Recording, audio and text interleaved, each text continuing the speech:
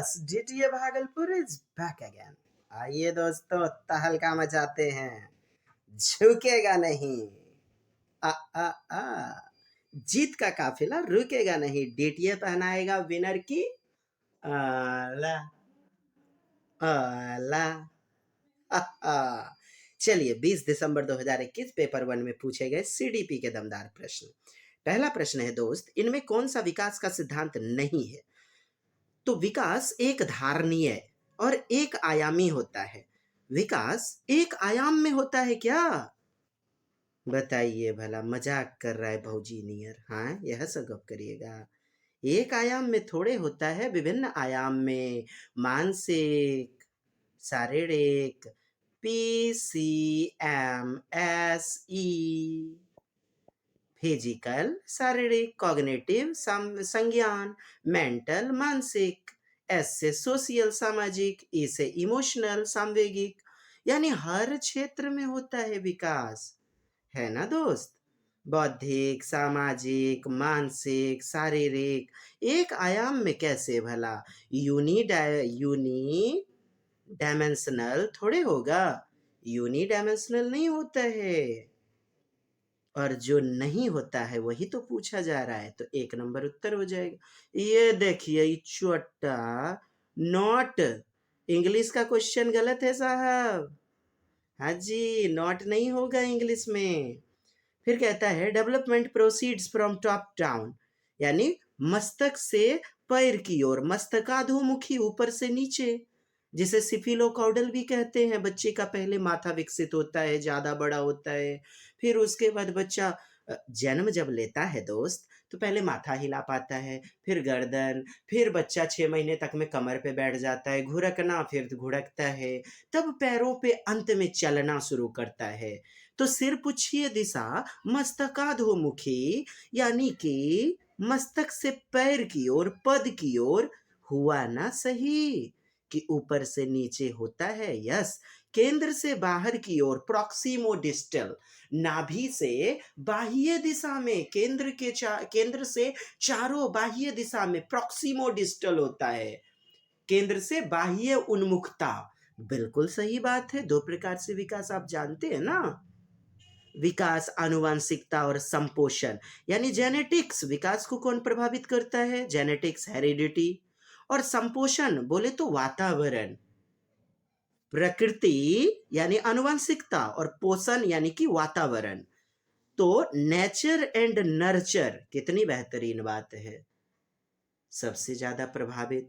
और आप जानते हैं डेवलपमेंट इक्वल टू क्या? हेरिडिटी इनटू एनवायरनमेंट, आनुवांशिकी गुना वातावरण, वातावरण अर्थात संपोषण, पोषण, जिसे आप हेरिडिटी को कहते हैं प्रकृति, नेचर, एंड पोषण यानी नर्चर।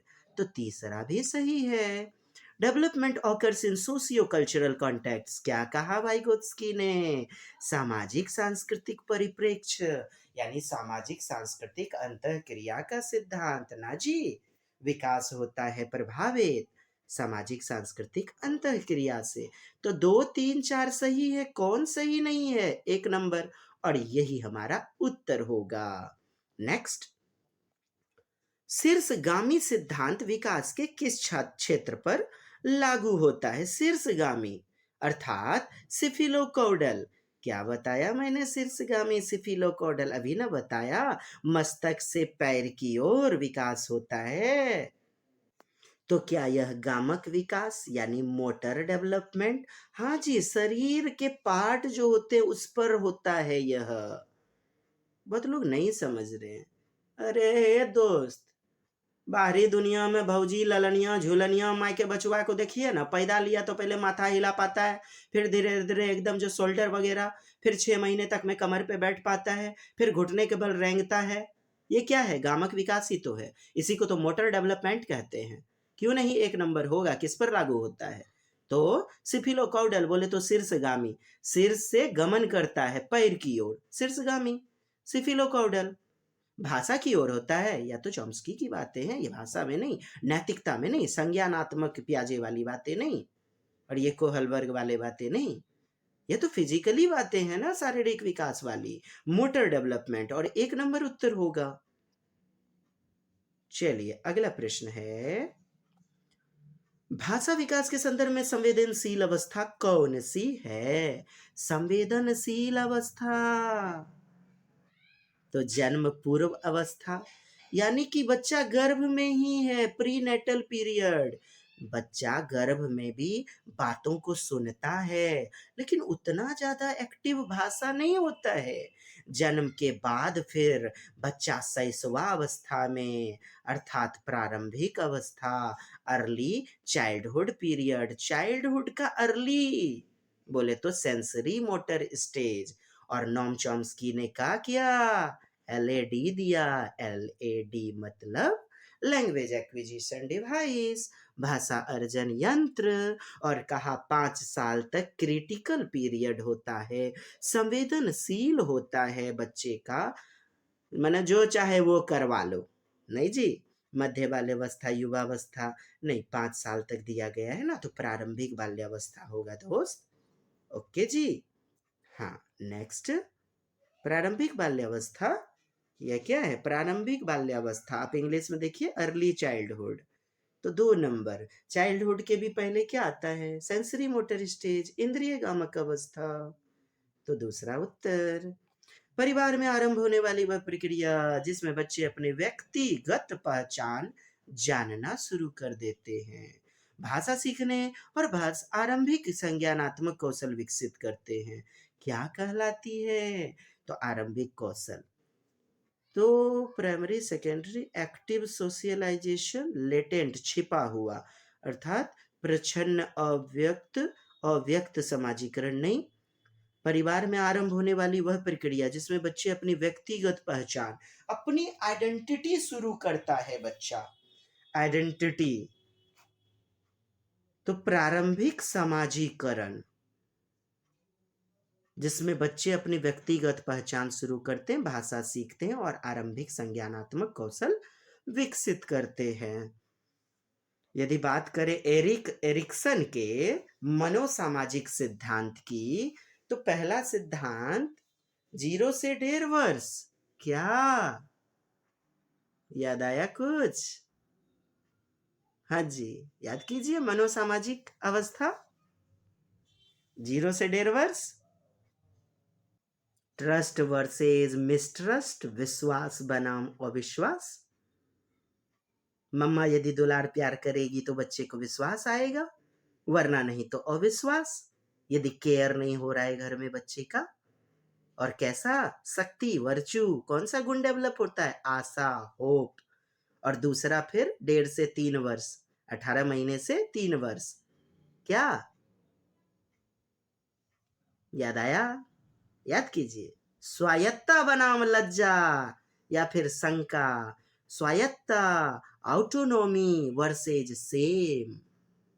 और इच्छा शक्ति, विल, इसमें वर्चू के रूप में आता है, अर्थात स्वायत्ता।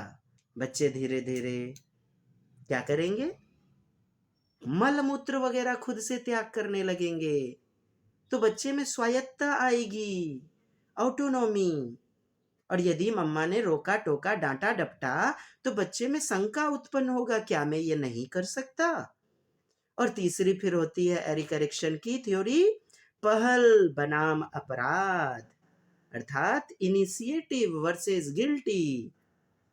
क्या उम्र? 3 से 6 वर्ष। 3 से 6 वर्ष बच्चा पहल करता है, अपने से कभी पैंट डाल लेगा, कमीज पहनने की कोशिश करेगा, अपने से कुछ बहुत सारी चीजें, खिलौने वगैरह पकड़ना, खेलना। और मम्मी पापा ने यदि डांट दिया तो अपराध तो नहीं हो गया जैसे मुझसे, तो पहल बनाम अपराध। और इसमें उद्देश्य, इच्छा शक्ति, मतलब इसमें क्या डेवलप हो जाता है जी? उद्देश्य लेकर के, बच्चों को खेलना उद्देश्य है। या फिर उसके बाद क्या आता है? इंडस्ट्री वर्सेज इन्फेरिटी, इन्फेरियोरिटी, क्या? परिश्रम। बच्चा विद्यालय जाने की उम्र है, ये 6 से 12 वर्ष।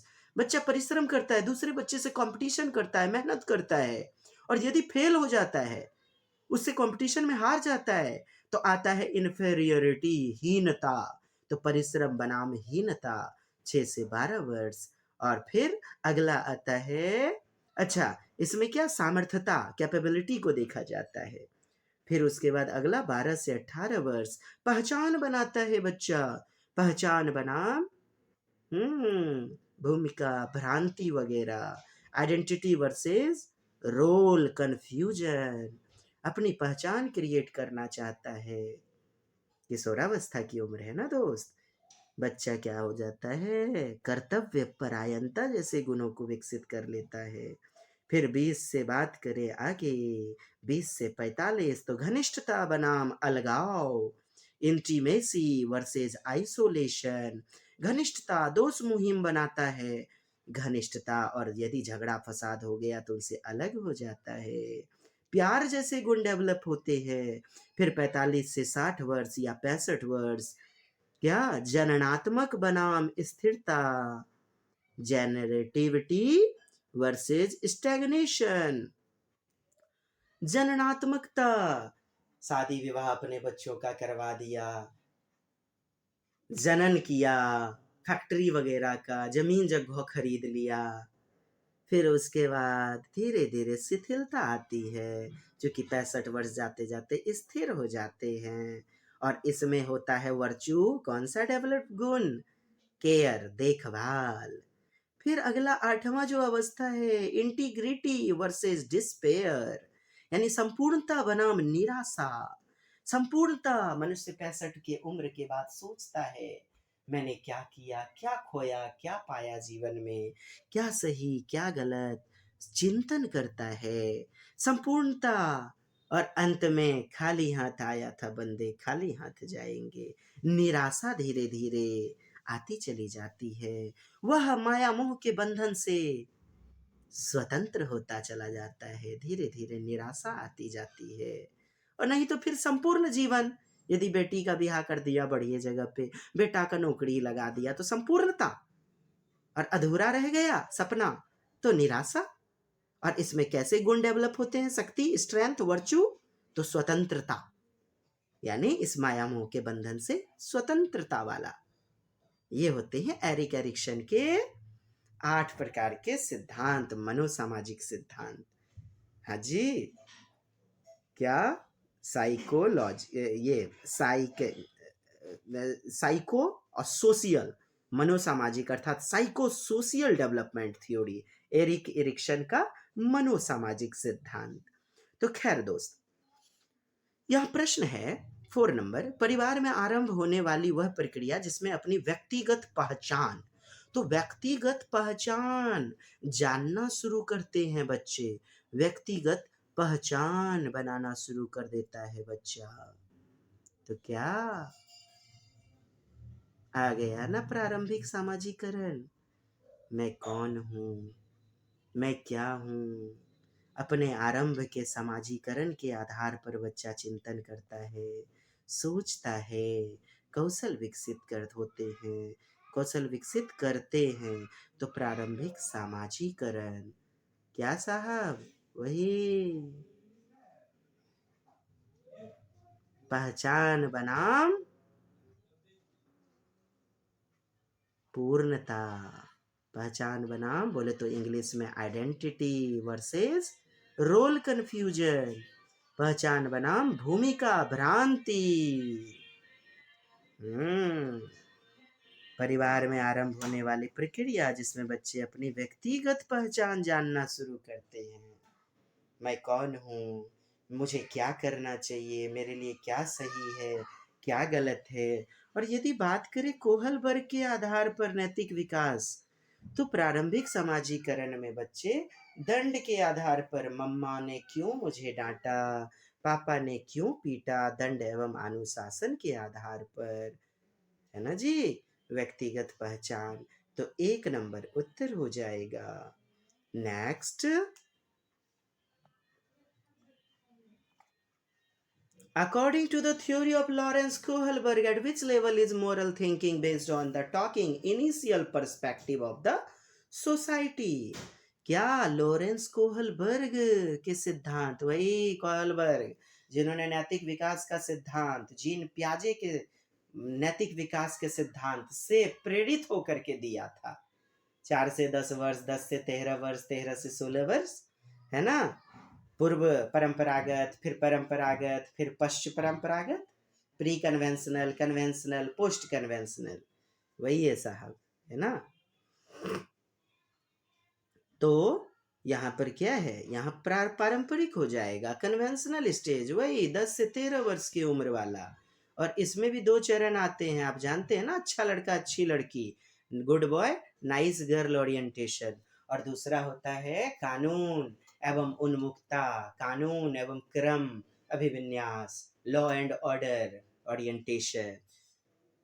क्या होता है अच्छा लड़का अच्छी लड़की, समाज हमें वाह वाह बहुत अच्छा कहें, हम समाज के द्वारा बोली गई बातों का अनुसरण करते हैं ताकि पापा मम्मी हमें कहें वाह बेटा बहुत अच्छा बहुत अच्छा।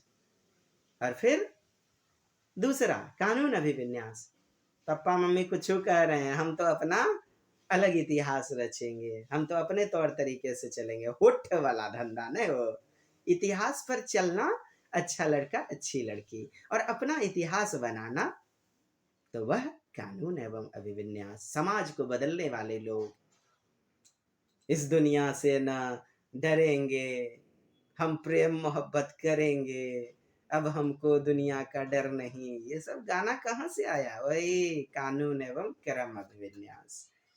चलिए दोस्त, यहाँ क्वेश्चन आप समझ चुके हैं क्या, देखिएगा। कोहलबर्ग सिद्धांत का किस चरण, नैतिक चिंतन शुरुआती सामाजिक परिप्रेक्ष्य पर आधारित होता है।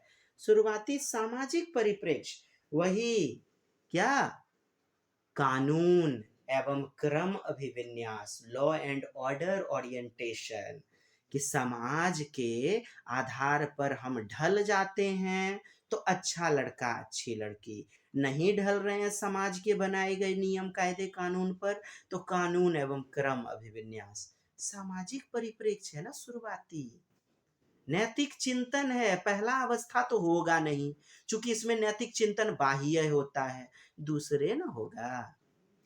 बात कुछ हो समझे दोस्त। हाँ जी, नेक्स्ट। पियाजे के सैद्धांतिक दृष्टिकोण से नई सूचना को अपने मौजूदा ज्ञान में शामिल करना, नई सूचना को, नई जानकारी मिल गई, उसे जानकारी में शामिल कर रहे हैं तो आत्मसातीकरण है, एजिमिलेशन है। क्या बताया था, पूर्व जानकारी, जो भी वर्तमान हमारी जानकारी अवधारणा है उसमें नई जानकारी को शामिल करने हैं, क्या, नई सूचना को, मौजूदा ज्ञान यानी वर्तमान ज्ञान। वर्तमान ज्ञान क्या होता है, अरे पूर्व वाला ही तो होता है, तो पूर्व ज्ञान यानी मौजूदा ज्ञान, जो भी आपका form a Piagetian perspective, the process of taking new information into the existing body of knowledge, यानी अभी जो भी हमारे पास ज्ञान है उसमें नई सूचना को मिला देना, शामिल कर देना, आत्मसातीकरण है। और समायोजन क्या है, समायोजन है पूर्व जानकारी को छोड़ देना, नई जानकारी को, सूचना को ले लेना, तो एकोमोडेशन है, इसमंजन है, यानी एडजस्टमेंट, तब होता ये। लेकिन यहाँ क्वेश्चन में क्या है, पुरनकी वाली जो कनियो थी ओकरो से बिहार होवे किया, और नईके वाली है, नईकी वाली ओकरो से बिहार, दोनों एक के जगह गोतनी रहेंगे, दोनों जानकारी लेंगे, कुछ ही होगा, तीसरा ना, क्या तकलीफ क्या दिक्कत। यस, मीना अब शब्दों का प्रयोग करने लगी है तथा यह समझने लगी है कि शब्द वस्तुओं के प्रतीक हैं। शब्द क्या हैं, वस्तुओं के प्रतीक हैं। अब तर्क करने लगी है, यार तर्क वितर्क करने लगी है। अमूर्त मूर्त, मूर्त इधर है तो, परंतु प्रत्ययों का संरक्षण और क्रमबद्धता नहीं कर पाती। लीजिए, क्रमबद्धता का संरक्षण का अभाव है ना, तो पूर्व संक्रियात्मक प्री ऑपरेशनल स्टेज वही 2 से 7 वर्ष, क्या 2 से 7 वर्ष, इसी में न होता है जी असंरक्षणवाद, कंजर्वेशन का अभाव, अनकंजर्वेशन, और क्या, संख्या संक्रिया वगैरह जो है, मुद्रा संप्रत्यय आदि का अभाव होता है, बच्चे में पूर्णतया विकसित नहीं होता है। तीसरी अवस्था में जाके विकसित होगा। बच्चे में अपलटावी पाया जाता है। बच्चे में खेल वगैरह, हाँ, प्रतीकात्मक खेल खेलते हैं, प्रतीक वगैरह, सिंबल, चाहे लूडो में 6 का अंक हो, 5 का अंक हो, या चोर सिपाही वगैरह, प्रतीकात्मक खेल।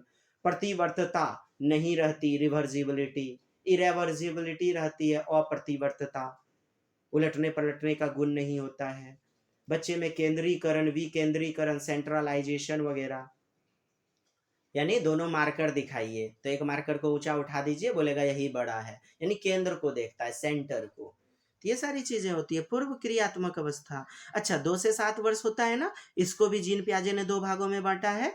एक बांटा है 2 से 4 वर्ष और एक बांटा है 4 से 7 वर्ष में। नहीं जी, एक है आपका क्या, ऑटोनोमी, स्वायत्ता, विनियमन, नियम वगैरह, विनियमन, ऑटोनोमी, अर्थात बच्चे खुद की अहम केंद्रित भाषा का प्रयोग करते हैं खुद के कार्य को दिशा देने के लिए, ऑटोनोमी।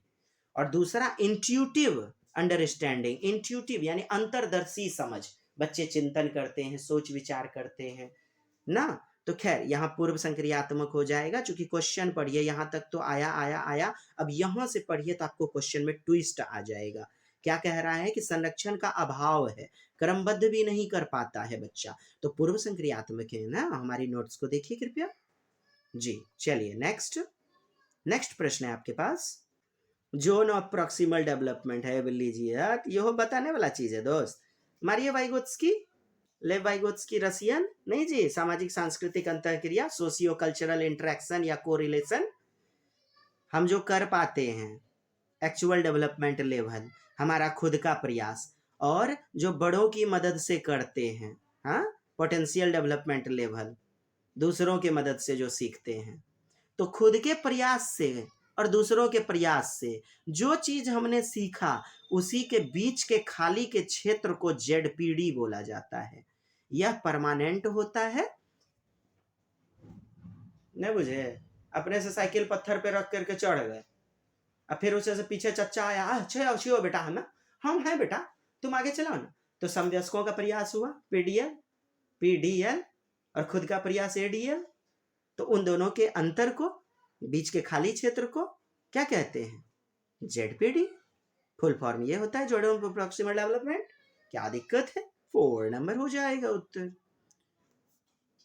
हाँ जी, 12 दिसंबर का पूछा गया प्रश्न है, एकदम देखिए। जो कहते हैं काफी ज्यादा कठिन है, खबरदार, हमारी मानसिकता है जो कठिन बनाती है उसे, और सबके लिए कठिन होगा, एक बात याद रखिए, केवल आपके लिए नहीं होगा।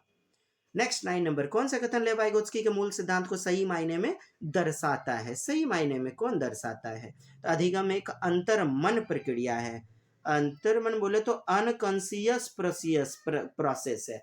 यार कॉन्सियस रहना है जरूरी लर्निंग में, कॉन्सियस नहीं रहिएगा, चेतना में नहीं रहिएगा, अंतर्मन में एक अंतर्मन और प्रक्रिया, अचेतन प्रक्रिया है। क्या होना चाहिए, अचेतन, अचेतन। तो यह तो हो जाएगा गलत, चेतन में रहना है जरूरी, नहीं जी, अनकॉन्सियस है ना, तो कॉन्सियस रहना जरूरी है, यह हो जाएगा गलत। अधिगम एक सामाजिक प्रक्रिया, लीजिए, सामाजिक सांस्कृतिक अंतःक्रिया वाइगोत्स्की का फंडा ही है, और सामाजिक के साथ चले जाइए वाइगोत्स्की में, क्या दिक्कत है। आगे जैसे 4 चरण है, ये सब तो पियाजे का देन है। चलिए आगे बढ़ते हैं। एक प्रगतिशील कक्षा में कौन सा विकल्प सार्थक शिक्षण को बढ़ावा देने के लिए व्यक्तिगत अधिगम विधि का उदाहरण है। व्यक्तिगत अधिगम विधि का उदाहरण है, तो पहला विकल्प है आपके पास निरंतर व्यक्तिगत प्रतियोगिताओं का आयोजन। निरंतर लगातार प्रतियोगिता करवाते रहिए, एकदम बच्चा का जान ले लीजिए। प्रतियोगिता वगैरह, प्रतिस्पर्धा, कंपटीशन, ये सब चीजें नहीं लेगा सीटेट, क्योंकि भेदभाव उत्पन्न होता है। मौखिक दंड तो बिल्कुल नहीं देना है। एक रूपी मानकीकृत पाठ्यचर्या, यानी एक ढर्रा से एक ही प्रकार का मतलब टेस्ट लेते रहिए। अरे कक्षा में अलग अलग पृष्ठभूमि से आएंगे बच्चे, अलग अलग प्रकार का मानकीकृत अमानकीकृत पाठ्यचर्या लागू कीजिए। एक ही प्रकार का, एक ही रूप का गलत ना होगा।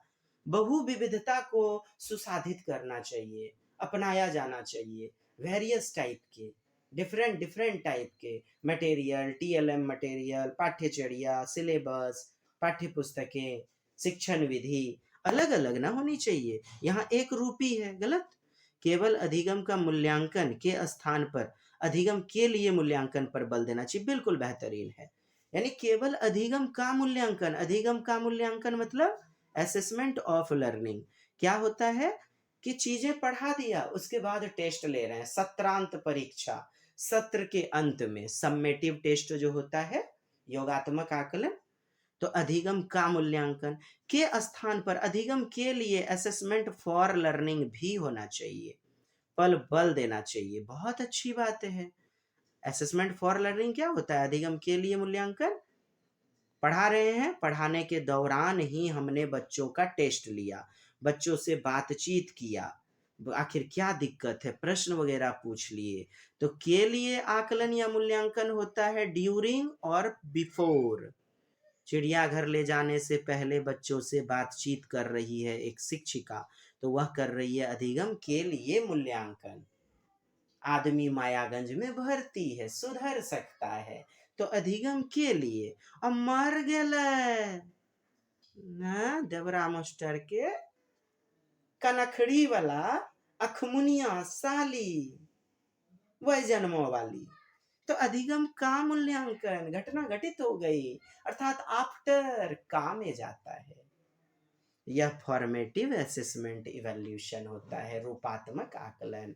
और ये end of examination summative assessment जैसे अर्धवार्षिक परीक्षा, वार्षिक परीक्षा के अंतर्गत आता है, जिसमें नंबर देखे जाते हैं। तो कहता है केवल अधिगम का मूल्यांकन के स्थान पर अधिगम के लिए मूल्यांकन पर बल देना चाहिए। बिल्कुल सही तो है, यही तो सार्थक होगा। An example of pedagogical strategy that would promote meaningful learning is बिल्कुल 4 नंबर।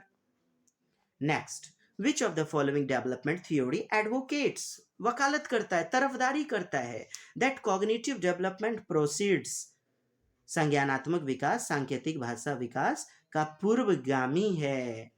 तो पूर्वगामी है, क्या बोला प्रश्न ने? तो पियाजे का संज्ञानात्मक विकास सिद्धांत लीजिए, आंख बंद कीजिए कि संज्ञानात्मक शब्दे आ गया तो मार दीजिए ना। क्या कहा? भाषा का विकास का पूर्वगामी है, यानी पहले आता है विचार, फिर आता है भाषा, भाषा का पूर्वगामी है, यानी पहले आती है थाउट, तब आती है भाषा। तो यही तो बोला है, तो पियाजे ने कहा है। और वाइगोत्स्की ने कहा ना ना ना, पहले भाषा तब विचार, अर्थात विचार पूर्वगामी है भाषा का। तो यहां तो पियाजे जाएगा। जेंडर रूढ़िवादिता को रोकने के लिए एक अध्यापक द्वारा कक्षा में प्रयोग किए जाने वाली कौन सी विधि उचित नहीं है? लीजिए, लिंग भेदभाव, जेंडर रूढ़िवादिता, आपको एकदम आना है। तो जेंडर पक्षपात को चुनौती देना, क्या करना? काउंटर जेंडर बायस, चुनौती देना तो उचित नहीं है। चुनौती दे रहे हैं तो ये तो सही है। चुनौती क्या देना? लड़के लड़कियों को साथ में बिठा रहे हैं, लड़के लड़कियों को साथ में खेलने का अवसर दे रहे हैं, यानी उसे अपना रहे हैं जी।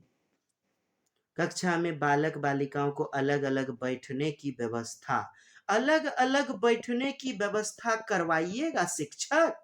तो लिंग को तो भेदभाव आप खुद करवा रहे हैं, और कौन सा उचित नहीं है? तो बी नंबर होगा ना, निगेटिव वाला खोजने बोल रहा है। जेंडर भेदभाव पर चर्चा करने से क्या होगा? पॉजिटिव होता चला जाएगा वातावरण, लिंग पूर्वाग्रह को कमी होती चली जाएगी। ऐसे उदाहरण का प्रयोग जिसमें लड़के और लड़कियां गैर परंपरावादी भूमिका में दिखाई दे। गैर परंपरावादी यानी परंपरा से जो चला आ रहा है एक पद्धति, वो नहीं अपनाना। गैर परंपरा, आधुनिक समय में जो प्रयोग हो रहा है कि लड़कियां भी विज्ञान पढ़ सकती हैं, लड़कियां भी पटना जाके, दिल्ली जाके, अमेरिका जाके पढ़ सकती हैं, लड़कियां भी जरूरी नहीं कि गृह विज्ञान होम साइंस लें, लड़के भी घर का काम काज कर सकते हैं। ये सब लिंग पूर्वाग्रह से जुड़े हुए हैं ना, शुरू से चला आ रहा है। लड़कियां जींस नहीं पहन सकती, साइकिल नहीं चला सकती। तो आधुनिक यानी गैर परंपरागत, परंपरागत यानी शुरू से जो कन्वेंशनल चला आ रहा है, स्टीरियोटाइप, पूर्वाग्रह, उसकी भूमिका में नहीं, गैर परंपरावादी। तो ये तो पॉजिटिव बात है, समझिए थोड़ा। यह भी पॉजिटिव, यह भी पॉजिटिव, यह भी पॉजिटिव, निगेटिव क्या है? 2 नंबर। और यही हमारा उत्तर होगा। नेक्स्ट 13 नंबर क्वेश्चन। पारो, पारो, ओ फलना के पारो, ओए मोसिया। पारो अपने पिता की बढ़ई की दुकान में उसकी सहायता करती है, जहां पर वह लकड़ी के ब्लॉक को अपने पिता द्वारा सिखाई गई विधि से क्या करती है? पिता द्वारा सिखाई गई विधि से सफलतापूर्वक मापती है उसे। हाल में ईडब्ल्यूएस बोले तो ईवीएस स्कीम के अंतर्गत पब्लिक विद्यालय में प्रवेश मिलता है, जहां पर वह शैक्षिक अपेक्षाएं खासकर गणित का सामना करने में असमर्थ है। इस स्थिति में अध्यापक को, क्वेश्चन ने क्या कहा आप समझे पहले। यहाँ विकल्प में पारो को कहना चाहिए कि उसमें पढ़ने की क्षमता नहीं है। देखिए, बाल केंद्रित शिक्षण प्रणाली है, आपका लिए बच्चा भगवान है। आप बच्चे का निगेटिव विकल्प नहीं चुनिएगा। पारो को परीक्षा देनी चाहिए और दोहराव व वेधन को बढ़ावा देना चाहिए। यानी कि वेधन बोले तो ड्रिल वगैरह, अभ्यास खूब करते रहना चाहिए। गलत न है, दोहराव रिपीटेशन वगैरह करते रहना चाहिए। तो रिपीटेशन तो रट्टा मार की ओर जा रहा है ना, यह भी नहीं होगा। पाठ्यक्रम और अध्ययन सामग्री को पारो के लिए प्रासंगिक बनाना, यानी जीवन से जोड़ना। और पारो द्वारा विद्यालय के बाहर सीखे गए, यानी कि विद्यालय के बाहर बोले तो उस पारो की निजी जिंदगी के अनुभव को शामिल करके पढ़ाइए, पारो बेहतर ढंग से सीखेगी। पारो, ओ छंगुड़ी के पारो, दूर नहीं जाना हो पारो। है मैडम जी, कोई पारो होंगी तो दिल नहीं दुखाइएगा हो। हाँ, मारिएगा नहीं हमको सैंडल फेंक के। पारो को घर पर सीखे ज्ञान को स्कूल से सीखे ज्ञान से पृथक, अरे यार पूर्व ज्ञान से जोड़ना चाहिए, अलग नहीं करना चाहिए। तीसरा नंबर उत्तर होगा कि नहीं बताइए। आखिर पिता के दुकान में उसने जो भी सीखा है, टीचर को उसे शैक्षिक गतिविधि में शामिल करना चाहिए, यही तो तीसरा बोल रहा है और यही तो उत्तर होगा। 14 नंबर, ध्वनि, लय और शब्दों के अर्थ के प्रति सचेतना, यानी कि सचेत करवा दीजिए, किस बुद्धि के मूल हैं?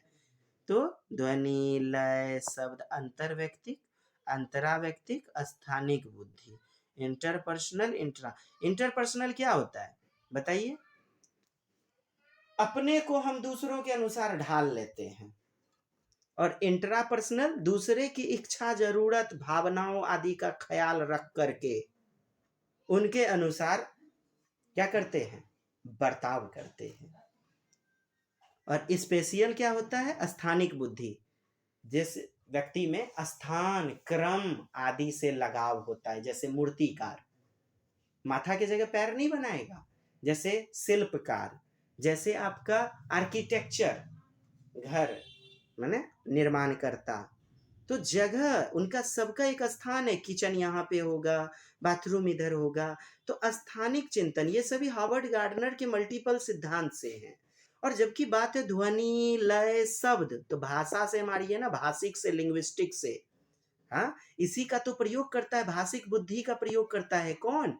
एक टीचर भाषिक बुद्धि का हो गया, ध्वनि का, लय का, शब्द का। हमारी यूट्यूब देखिए, multiple intelligence theory of Howard Gardner, बहुबुद्धि का सिद्धांत हार्वर्ड गार्डनर का, डॉक्टर देवराज हर्ष, या फिर टीचर्स एकेडमी भागलपुर डालिएगा, आपको आ जाएगा जी यूट्यूब पर। चलिए, यहाँ भाषा से जुड़ा हुआ भाषिक बुद्धि, लिंग्विस्टिक इंटेलिजेंस, और 3 नंबर आपका उत्तर होगा। नेक्स्ट, एक सामाजिक संरचनात्मक कक्षा में कौन सी आकलन विधि अधिक उपयोगी रहेगी? सबसे अधिक उपयोगी, और भी उपयोगी हो सकती है, लेकिन बेस्ट वाला उपयोगी आपसे पूछा जा रहा है दोस्त। तो कहता है सहयोगी प्रायोजित कार्य। सहयोगी यानी कि सहयोगात्मक, बोले तो कोलैबोरेटिव लर्निंग, कोलैबोरेटिव आ गया ना। और मैंने बताया है फंडा कि समवयस्कों से, सहयोगात्मक, सामाजिक, सांस्कृतिक अंतःक्रिया से बच्चे बेस्ट सीखते हैं। सौहार्दता, एकता, अखंडता, राष्ट्रीयता जैसे गुण विकसित होते हैं। एक शब्दोत्तर वाले वस्तु प्रश्न, यानी एक ही शब्द के उत्तर वाले प्रश्न वगैरह पूछिए, गलत बात है। मानक परीक्षण, मैंने बताया कभी मानक नहीं लीजिए, अमानक के साथ, अमानक यानी अनस्टैंडर्ड के साथ आप जा सकते हैं, मानक वगैरह नहीं। मानक हुआ स्टैंडर्ड, ऑथेंटिक यानी शुद्धता। तो बच्चे गलतियां नहीं करेंगे क्या? शुरू में बच्चे अमानक ढंग से सीखते हैं, इन ऑथेंटिक तरीके से। और थॉर्नडाइक ने दिया त्रुटि एवं प्रयास का सिद्धांत, एरर एंड ट्रायल मेथड, और कहा कि शुरू में बच्चे अमानक ढंग से गलतियां भी करेंगे, और गलतियां कर करके ही आप और हम सीखते आए हैं। तो गलतियां करना सीखने का संसाधन है, सीखने का अंग है। भला क्यों मानक का प्रयोग? तब तो किताबी ज्ञान का प्रयोग यानी मानक, तो बाह्य दुनिया से नहीं जोड़िएगा, बाह्य दुनिया से जोड़िएगा तब तो अमानक हुआ ना। बात समझे? अमानक आप चुन सकते हैं सीटेट के विकल्प में, मानक वगैरह उत्तर नहीं लिया जाएगा। मात्र स्मरण लीजिए, रट्टा मार, एक नंबर उत्तर हुआ दोस्त।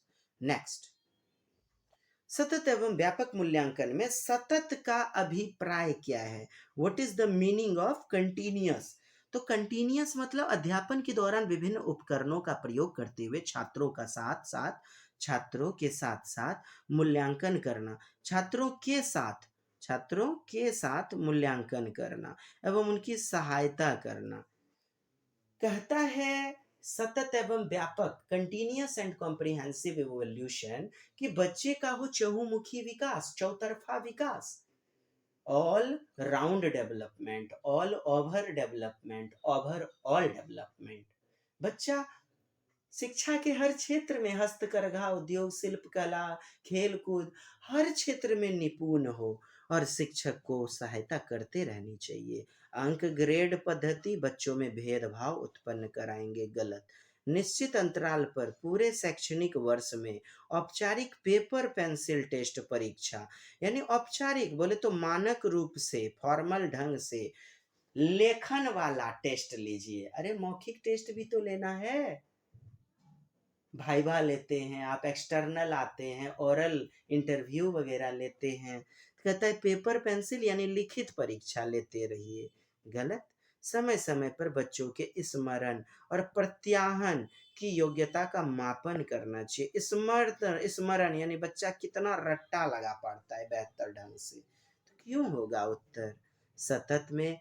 सतत का अभिप्राय, बच्चा सतत लगातार कंटिन्यूअस रूप से प्रगति कर सके, बढ़ावा मिल सके ज्ञान में। अध्यापक द्वारा विभिन्न उपकरण का प्रयोग करते हुए क्या कीजिए, बच्चे के ज्ञान को सतत बढ़ावा दीजिए। छात्रों के साथ मूल्यांकन करना एवं उनकी सहायता करना, एक नंबर आपका उत्तर हो जाएगा। नेक्स्ट नंबर, कि शिक्षार्थी को किस प्रकार के लक्ष्य निर्धारित करने के लिए प्रोत्साहित किया जाना चाहिए? कैसा लक्ष्य? तो प्रवीणता अभिमुखी लक्ष्य, असफलता, एकदम यही उत्तर होना चाहिए। मास्टरी ओरिएंटेड या असफलता से बचने वाले लक्ष्य, असफलता स्वीकार्य लक्ष्य, फेल्योर को एक्सेप्ट कर रहा है, आत्म पराजित लक्ष्य, हाँ, आत्म पराजित लक्ष्य, सेल्फ डिफीटिंग। अब बताइए, सेल्फ डिफीटिंग, खुद बच्चा एकदम लाचार बेबस अपने आप को मजबूर समझने लगेगा, तो सेल्फ में खुद ही वह ग्लानि महसूस करेगा, यानी डिफीट हो जाएगा, हार जाएगा खुद से, कि मैं ऐसा ही हूँ, मुझसे नहीं हो पाता है, मैथ नहीं बन पाता है, मुझसे ये संस्कृत नहीं हो पाता है, मैं नहीं पढ़ सकता हूँ। बच्चा अपने आप में हीन भावना से ग्रसित होगा यदि करेंगे आत्म पराजित लक्ष्य यानी सेल्फ डिफीटिंग। फिर तीसरा है असफलता स्वीकार्य लक्ष्य, फेल्योर को एक्सेप्ट करेगा बच्चा, इसके लिए आप प्रोत्साहित करवाइएगा क्या? असफलता स्वीकार्य लक्ष्य, असफलता से बचने वाला लक्ष्य, तो यह तो बिल्कुल गलत है। बच्चे गलतियां करेंगे तो उसे स्वीकार करना चाहिए, यानी असफलता स्वीकार्य लक्ष्य। असफलता को बच्चे स्वीकार करते जाएंगे तो इससे क्या होगा, असफलता स्वीकार्य लक्ष्य यानी असफलता को स्वीकार कर लेना। अब दूसरा अर्थ निकलता है असफलता को अपनी जिंदगी का भाग बना करके हार के बैठ जाना। तो एक नंबर उत्तर आपका हो जाएगा। वैसे तीसरा भी होना चाहिए, असफलता स्वीकार्य लक्ष्य, लेकिन यहाँ पे दिया है लक्ष्य, क्या student should be encourage to set dash goals. तो लक्ष्य जब भी निर्धारित करते हैं तो हम उसमें प्रवीण होने के लिए अभिमुख होते हैं। प्रवीण होने के लिए दूसरा दमदार विकल्प भी नहीं है, वहां लक्ष्य दिया गया है, इसीलिए आपका उत्तर हो जाएगा प्रवीणता। यानी जो भी लक्ष्य है उसमें प्रवीण हो, बच्चा मैच्योर है हो सके। निम्न में कौन सा समावेश का नियम है? समावेश का नियम पूछा जा रहा है। तो समावेश यानी समावेशी कक्षा, प्रिंसिपल ऑफ इनकल्सन, प्रिंसिपल ऑफ इनकल्सन। तो समावेशी कक्षा क्या होती है? अलग अलग व्यक्तिक विभिन्नता, अलग अलग परिप्रेक्ष्य, अलग अलग बहुभाषी बच्चा, सबको एक में स्वीकार करना। और यहाँ है व्यक्तिक भिन्नता, पर्सनल इंडिविजुअलिटी, यह तो बेस्ट है। पृथककरण और नामांकित करना, नाम लिख देना, यह बच्चा एकदम चुरकट बच्चा है, यह बच्चा भूसगोल है, मंद बुद्धि है, और यह बच्चा तीव्र बुद्धि है, ऐसा भी नहीं करना है। मानकीकृत अनुदेश, पहले भी ना बताया, मानकीकृत उत्तर नहीं लेगा। स्टैंडर्ड टाइप का विभेदन या भेदभाव, भेदभाव कीजिएगा किसी से क्या? तीसरा उत्तर ले लीजिए। व्यक्तिगत, प्रत्येक बच्चे का रंग रूप बोली व्यवहार अलग अलग होता है, बैठने का तरीका उठने का तरीका अलग अलग होता है, अलग अलग रूप में बच्चे सोचते हैं, और इस अलग अलग रूप यानी व्यक्तिक विभिन्नता को सभी शिक्षकों को ख्याल करना चाहिए। नहीं, व्यक्तिक विभिन्नता को, तो 3 नंबर उत्तर हो जाएगा हमारा। नेक्स्ट, एक बच्चा जो आंशिक रूप से देख सकता है उसे आंशिक रूप से ही देख सकता है साहब, पूरी तरह से नहीं। तो उसे क्या करना चाहिए? घर पर शिक्षा प्राप्त करने के लिए प्रेरित करना चाहिए। तो विद्यालय क्यों बना हुआ है घरे पर? बच्चे, उसे एक अलग संस्थान में रखना चाहिए। नहीं, एक ही छत के नीचे सबको पढ़ाना है, अलग ट्यूशन, अलग शिक्षा, अलग मतलब भेदभाव करने वाला कोई चीज़ विकल्प में नहीं चुनना है। बिना किसी विशेष प्रावधान वाले नियम स्कूल में डाल देना गलत होता है, ताकि उसकी स्थिति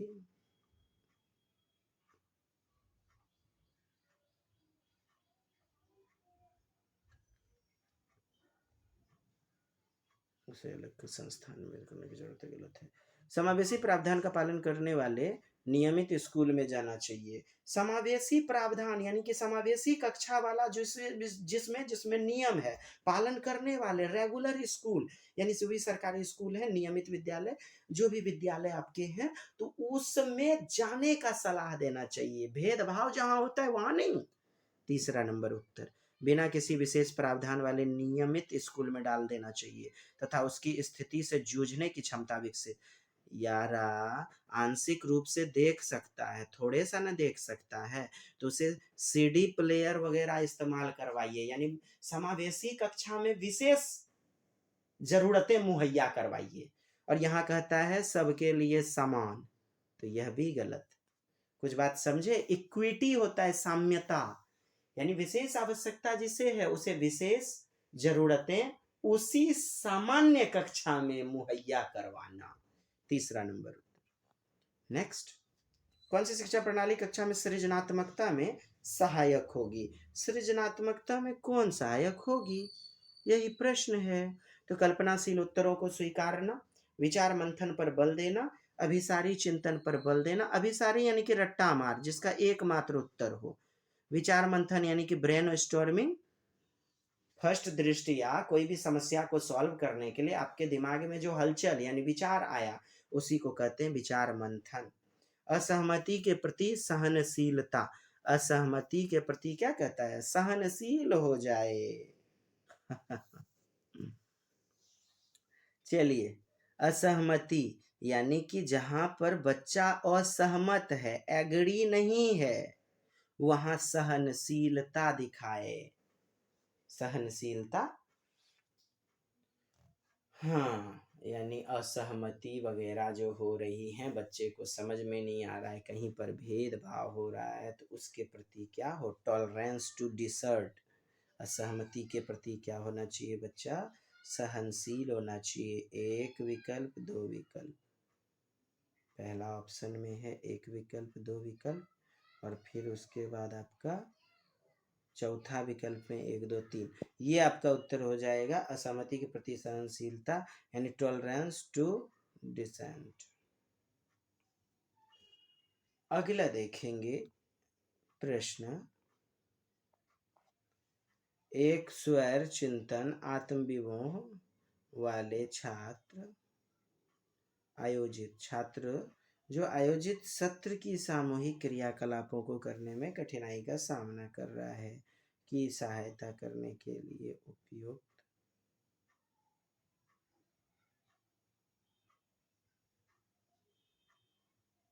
विधि समावेशी दृष्टिकोण के अनुरूप नहीं है। कौन नहीं है?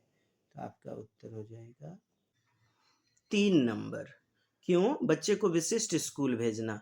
यार समावेशी कक्षा कहती है कि कोई बच्चा यदि ऑटिज्म यानी आत्मविमोह किसी बच्चे में यदि प्रॉब्लम है तो उसे उसी समावेशी कक्षा में आप अन्य मदद कर दीजिए, अन्य रूप से आप उसको व्यक्तिगत रूप से पढ़ा दीजिए, आप उसे TLM material, CD player, computer आदि अन्य चीजें मुहैया करवाइए, अपने नजदीक बैठाइए अगले बेंच पर, ये सब चीजें कर सकते हैं। विशेष जरूरतें मुहैया करवाइए समावेशी कक्षा में, है ना, क्योंकि सामान्य कक्षा यानी सामान्य कक्षा में। और तीसरा कह रहा है विशिष्ट स्कूल में भेजना, तो गलत है ना, विशिष्ट कक्षा में। चौथा जो कह रहे हैं गलत है विकल्प, बिल्कुल सही है, प्रतिकारी ट्यूटर की मदद लेना। किसमें? उसी कक्षा में, कोई विशेष ट्यूशन नहीं, अलग से ट्यूशन नहीं, दूसरे कक्षा में जाकर के, अलग विद्यालय में जाकर के। या कह रहा है उसी कक्षा में प्रतिकारी रूप से, अर्थात क्या? सपोर्टेड रूप से, seeking the support of remedial teacher in regular classroom itself. कितना बेहतरीन है विकल्प। और ये कहता है सेंडिंग, उसे भेजिए कहाँ? Child to study in special school भेजिए। तब समावेशी कक्षा बेकार ना जी। तो ऐसी बातें नहीं चलेंगी। विशेष कक्षा में विशेष रूप से अलग से ट्यूशन लेने भेजिए, अलग से बच्चों को मदद करवाने के लिए अलग विद्यालय में भेजिए, ये सब गलत होगा। यहाँ बच्चा में कहीं ना कहीं प्रॉब्लम है, यानी कि बच्चा विशिष्ट आवश्यकता वाला है। सामूहिक कार्य ये तो पॉजिटिव है जी, कोलैबोरेटिव लर्निंग। बच्चों को कम शोर वाले विश्रांत वातावरण में युग्मों में कार्य कर, युग्म में यानी कि प्रोजेक्ट विधि, एक बच्चा दूसरे बच्चे के साथ ग्रुप में काम कर रहा है, तो यह भी पॉजिटिव है। जो नेगेटिव है नहीं वाला क्वेश्चन वही तो पूछा जा रहा है, और हो जाएगा तीसरा नंबर उत्तर। नेक्स्ट नंबर क्वेश्चन है दोस्त आपका, एक प्राथमिक कक्षा में शिक्षक को छात्रों को प्रश्न पूछने के लिए, लीजिए प्रश्न पूछने के लिए आज़ादी दीजिएगा कि नहीं, एक बात बताइए। हाँ, आपको तो ये प्रोत्साहित करना चाहिए, तो एनकरेज कीजिए बच्चों को, प्रोत्साहित, हतोत्साहित, डिस्करेज नहीं करना है, यह निगेटिव सेंस है। हतोत्साहित, निरुत्साहित कि कभी भी अनुचित अनुमति नहीं देनी चाहिए, बच्चे की पूर्व दुनिया से जोड़ना चाहिए, सजा देनी चाहिए। 1 नंबर आपका देखते ये उत्तर हो जाएगा। नेक्स्ट नंबर आपका प्रश्न है, विद्यालय मतलब रीजन दिया गया है, क्या असर्शन है? पहले तो आपका कथन दिया गया है, विद्यालय को छात्रों में पाठ्य पुस्तक को याद करके पुनः उगल देने की योग्यता, यानी कि रट्टा मार की ओर बढ़ावा, ये तो गलत बात है। स्थान पर उनमें अपनी आवाज उठाने, अरे भाई तो पॉजिटिव है। मैंने रट्टा मार के जगह क्या कीजिएगा? सृजनात्मकता, प्रश्न पूछने की आजादी, अपनी आवाज उठाना, जिज्ञासा शांत करने के लिए, क्रियाशील होने, प्रश्न पूछने के बाद विवाद करने, समूह में कार्य करने की योग्यता विकसित करनी चाहिए। कितना बेहतरीन है। हाँ जी। और बी नंबर है, अधिगम का स्वरूप क्रियाशील एवं सामाजिक है। तो ए तो व्याख्या कर रहा है बी का। हाँ, ये जो आपका पहला दिया गया है ऑप्शन, पहला जो ऑप्शन दिया है सही है, और दूसरा ऑप्शन भी सही है कि समाज में ही मनुष्य सीखता है। और अधिगम का स्वरूप क्या? अधिगम का जो स्वरूप है दोस्त, वो कैसा है? सामाजिक है। तो 1 नंबर स्टेटमेंट दूसरे बी में इंक्लूड होगा कि नहीं? क्योंकि इसने पूरा बड़ा पक्ष ले लिया सामाजिक, तो ये जो एक नंबर में जितना कुछ बोल रहा है बच्चा समाज से ही तो सीखता है। तो ए और आर दोनों सही हैं और आर सही व्याख्या करता है ए की। Yes, A is the right answer. बात समझे दोस्त? Yes. Assertion A, school must enable children to find their voice, nurture their curiosity, यानी कि अपनी जिज्ञासा को बढ़ाना चाहिए, to do things, to ask questions, question कुछ पूछने के लिए बढ़ावा देना, engage वगैरह, in decision, and do group work rather than building their ability to reproduce textual knowledge। चलिए हमारा उत्तर हो गया 4 नंबर ऑप्शन। नेक्स्ट 24, एक विशेष विषय में ज्ञान और संबंधों को सुव्यवस्थित तथा निरूपित करने के लिए आलेखीय साधन, क्या आलेखीय साधन का प्रयोग, तो संकल्पना मानचित्र, मैपिंग, बोले तो संकल्पना कॉन्सेप्ट को समझाने वाला मैपिंग, मानचित्र, मैप, जहां आपका हिंदी रहे, ईवीएस रहे कि आपका मैथ पेडागोजी रहे, आप मैपिंग को उत्तर बनाइए, चित्रण कौशल को उत्तर बनाइए, मानचित्रण कौशल को उत्तर बनाइए। चूंकि यह स्थान, समझ, सापेक्ष स्थिति, दिशा, दूरी आदि की समझ को विकसित करता है। और यहाँ है विशेष विषय में ज्ञान संबंध को सुव्यवस्थित, हाँ, तथा निरूपित करना, यानी स्थान, दिशा, समझ, आलेखीय साधन, तो ये मानचित्र वगैरह आलेख के साधन के ही तो रूप में है। एडवांस ऑर्गेनाइजर्स क्या है? अग्रवर्ती आयोजक, एडवांस ऑर्गेनाइजर। तो अग्रवर्ती आयोजक ऐसा कोई बात नहीं साहब, एडवांस टाइप का तो निम्न बात कौन बताएगा? लोअर वाला। जबकि एक मानचित्रण में सब होता है, खंड खंड में बांटना, स्मृति सहायक यानी न्यूमोनिक्स। न्यूमोनिक्स क्या होता है? छोटे छोटे टुकड़ों में बटा हुआ स्मरण पर आधारित तथ्य, उसे न्यूमोनिक्स कहते हैं, नेमोनिक्स। स्मृति सहायक सामग्री, छोटे छोटे खंडों में बटा हुआ। नेक्स्ट आपका प्रश्न दोस्त। अच्छा, यहाँ उत्तर समझ गए ना? 4 नंबर हो गया। 25 नंबर प्रश्न कहता है, क्या उस उदाहरण को चुनिए जो आंतरिक प्रेरणा को दर्शाता है। आंतरिक रूप से, इंटरनल रूप से बच्चे को क्या करेगा? मोटिवेशन। इंट्रिंसिक रूप से, इंट्रिंसिक यानी कि इंटरनल रूप से मोटिवेट जो करता है। तो रोशनी परीक्षा में अच्छे अंक लाने के लिए परिश्रम कर रही है, किसके लिए? परीक्षा में अच्छे अंक। ये तो बाह्य प्रेरणा है ना, अभिप्रेरणा है, एक्सट्रिंसिक मोटिवेशन, क्योंकि उसके माता पिता ने 90% से ऊपर अंक लाने पर घड़ी दिलाने का। तो ये जो जो भी पुरस्कार है ये सब बाह्य होती है। यहाँ क्वेश्चन है आंतरिक। रूमी अपनी गृह कार्य पूरा कर रही है क्योंकि उसके माता पिता उसे टीवी देखने देंगे, तो टीवी बाह्य पुरस्कार। रोमा बहुत ही सी पुस्तकें पढ़ रही है क्योंकि रीडिंग स्टार बोर्ड पर अपना समय ऊपर लाकर वह अध्यापिका की प्रशंसा प्राप्त करना चाहती है। तो प्रशंसा पाना वगैरह ये सब चीजें भी आपका बाहरी विषय वस्तु है, मोटिवेशन है। चौथा नंबर, अपनी परियोजना कार्य के लिए रवि विभिन्न स्रोत तलाश कर रहा है। क्या? अलग अलग टीएलएम, अलग अलग स्रोत, बहुविध का प्रयोग कर रहा है, बहुत सारी विधियों का, क्योंकि नई जानकारी लेने में रुचि रखता है। 4 नंबर क्यों नहीं होगा उत्तर? बढ़िया से पढ़िए। इनमें कौन सी नीति छात्रों को चिंता का सामना करने में सहायता नहीं देती है? अर्थात which of these strategy is not effective? Not effective किसमें इफेक्टिव नहीं? हेल्पिंग स्टूडेंट्स कोप विथ एनग्जिटी, चिंता वगैरह का सामना करने में सहायता नहीं देती है। अर्थात चिंतन वगैरह करने में कौन सा नहीं होगा? छात्रों को अधिगम, प्रभावकारी, अर्थपूर्ण विधि सिखाना, ये तो पॉजिटिव है। छात्रों को लघु अवधि के यथार्थवादी लक्ष्य निर्धारित करने में सहायता देना। लघु अवधि यानी कि helping them set realistic short term goal, कम समय में ही बच्चे को बाह्य दुनिया से जोड़ करके, यथार्थवादी माने जीवन की सत्यता, प्राकृतिक वातावरण, स्वाभाविक वातावरण से जोड़ना। यथार्थवादी मतलब जिंदगी से जोड़ के कॉन्सेप्ट को समझाना, तो यह तो पॉजिटिव है। तो निर्धारित लक्ष्य में तो कम समय में सिखा रहा है, चलिए यह भी पॉजिटिव है।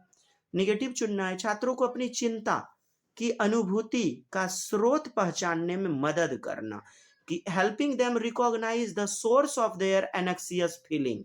बच्चे चिंतित हैं, बच्चे चिंतन कर रहे हैं, सोच विचार कर रहे हैं, बच्चे परेशान हैं, आखिर कारण क्या है, इसमें मदद करते हैं टीचर, अच्छी बात है।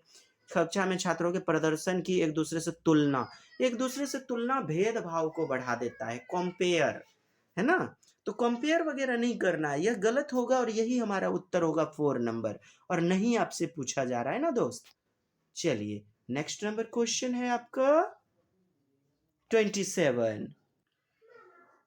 कहता है रचयिता एक गणित की अध्यापिका है, क्या मैथ की टीचर अध्यापिका है, अपने छात्रों में भाषा कथन वाले यानी भाषा वाला जो भी प्रश्न है त्रुटियों का विश्लेषण कर रही है। इसके पीछे उसका क्या उद्देश्य है कि अधिक त्रुटि वाले छात्रों को कम त्रुटि वाले से अलग करना, क्या बताए थे, सेपरेट करना, भेदभाव, कंपेयर, ये सब चीजें गलत होंगी, बाल केंद्रित शिक्षा प्रणाली का हनन होंगी, दंड देना गलत बात है ना, त्रुटि सुधार के लिए अभ्यास वाले अधिक प्रश्न देना, एक्सरसाइज प्रैक्टिस वाला, त्रुटि को समझना कि त्रुटियां किस प्रकार से हो रही हैं, क्योंकि वे छात्रों को चिंतन, सृजनात्मकता, क्रिएटिविटी को समझने में मदद करेगी। 4 नंबर आंसर है।